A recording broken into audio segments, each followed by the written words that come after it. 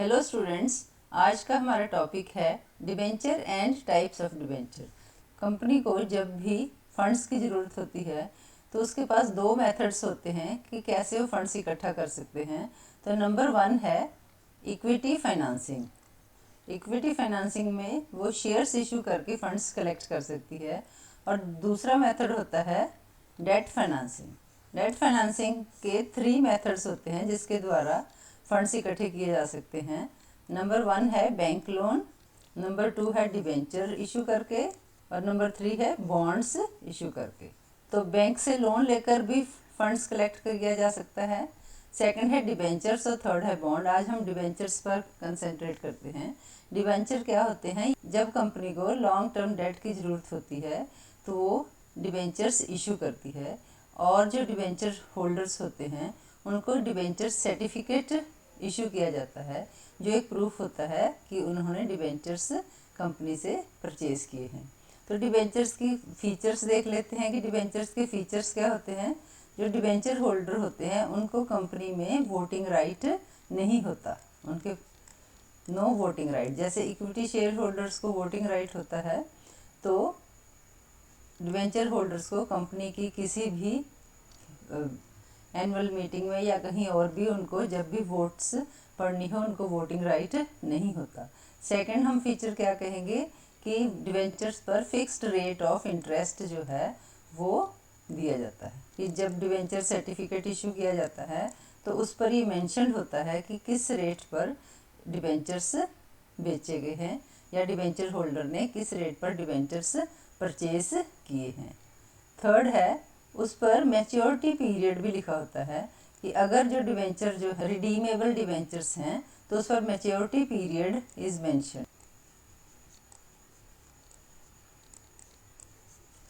In case of redeemable debentures. अगर convertible debenture हैं तो उन पर डेट ऑफ कन्वर्शन भी लिखा होता है कि कब डिबेंचर को इक्विटी शेयर्स में कन्वर्ट किया जा सकता है। अब हम रेट ऑफ इंटरेस्ट के बारे में भी मैं थोड़ा सा आपको बता देती हूँ।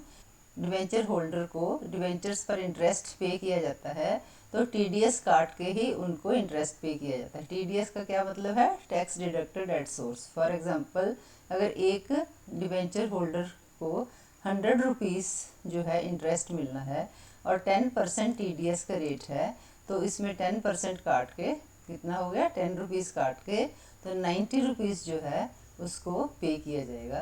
मतलब उनको नेट जो है इंटरेस्ट पे किया जाएगा। नेट इंटरेस्ट का क्या मतलब है? ग्रॉस इंटरेस्ट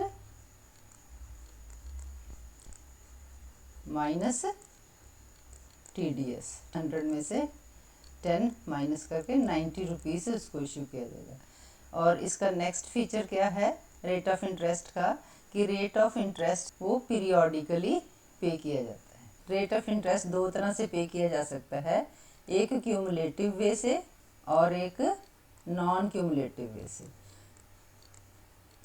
क्यूमुलेटिव क्या होता है कि जो कंपनी अगर डिबेंचर होल्डर ऑप्ट करे कि उसने क्यूमुलेटिव इंटरेस्ट लेना है तो जब डेट ऑफ मैच्योरिटी आती है उस वक्त हम प्रिंसिपल प्लस इंटरेस्ट पे करते हैं, और अगर नॉन क्यूमुलेटिव हो तो उसको पीरियोडिकली इंटरेस्ट पे कर दिया जाता है और मैच्योरिटी डेट पर उनको प्रिंसिपल अमाउंट पे कर दिया जाता है। नेक्स्ट है रेट ऑफ इंटरेस्ट कंपनी के लिए एक्सपेंस होता है क्योंकि इसने रेट ऑफ इंटरेस्ट पे करना है। रेट ऑफ इंटरेस्ट हमेशा फेस वैल्यू पर दिया जाता है।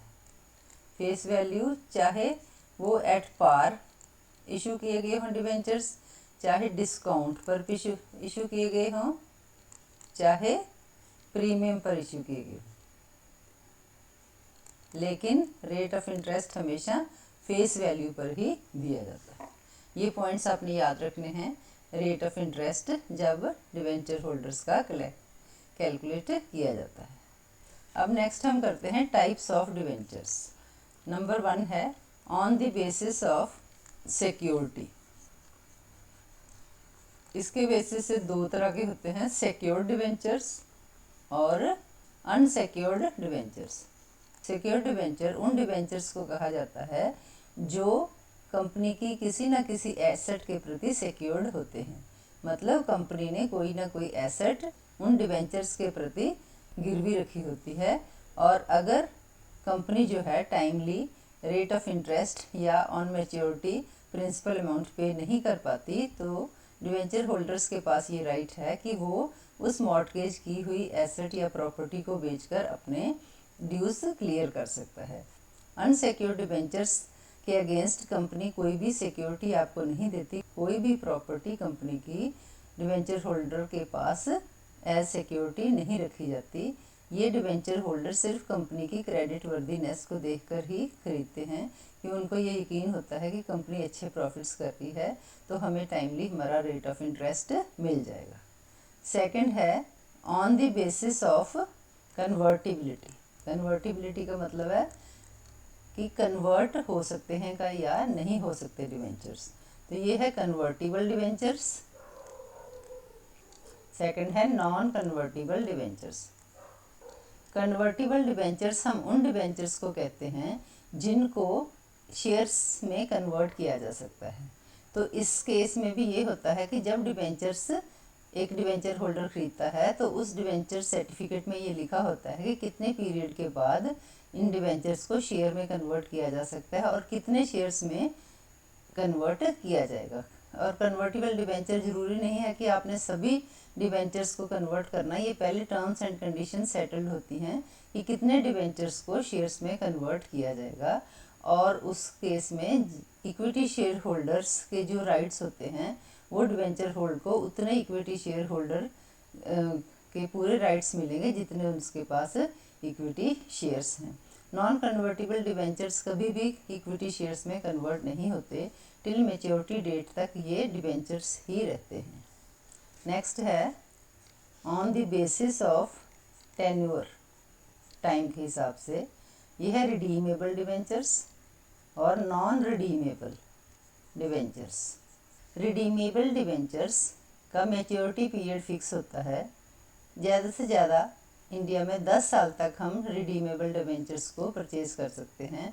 तो मैच्योरिटी का जब टाइम आता है तो तब उन डिवेंचर्स को रिडीम किया जाता है। और नॉन रिडीमेबल डिवेंचर्स कंपनी की लाइफ टाइम में कभी भी रिडीम नहीं होते। ये सिर्फ जब कंपनी वाइंड अप होती है तभी इन डिवेंचर्स को ख़त्म किया जाता है। नेक्स्ट है on the basis of registration. ये फिर दो तरह के होते हैं, रजिस्टर्ड डिवेंचर्स और बियरर डिवेंचर्स। रजिस्टर्ड डिवेंचर के केस में डिवेंचर होल्डर्स का पूरी डिटेल, उसका नाम, पता, कितने उसने डिवेंचर्स खरीदे हैं, किस रेट ऑफ इंटरेस्ट पर खरीदे हैं, उसका पूरा रिकॉर्ड कंपनी के पास होता है।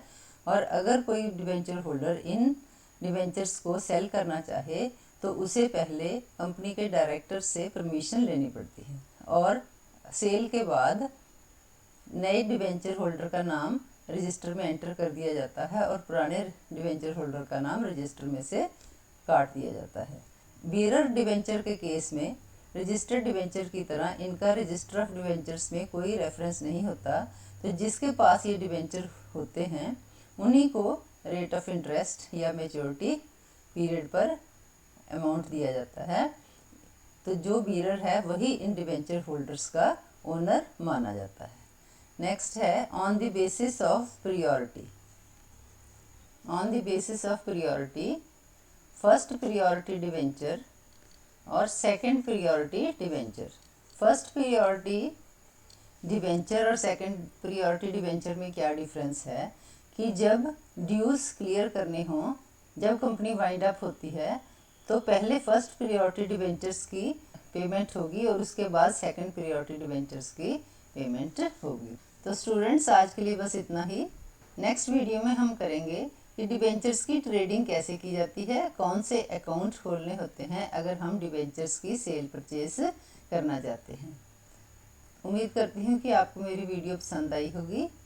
अगर आपकी कोई सजेशन है तो आप मुझे कमेंट सेक्शन में दे सकते हैं। अगर आपको मेरी वीडियो पसंद आई है तो आप लाइक, शेयर और सब्सक्राइब कर सकते हैं। Thank you.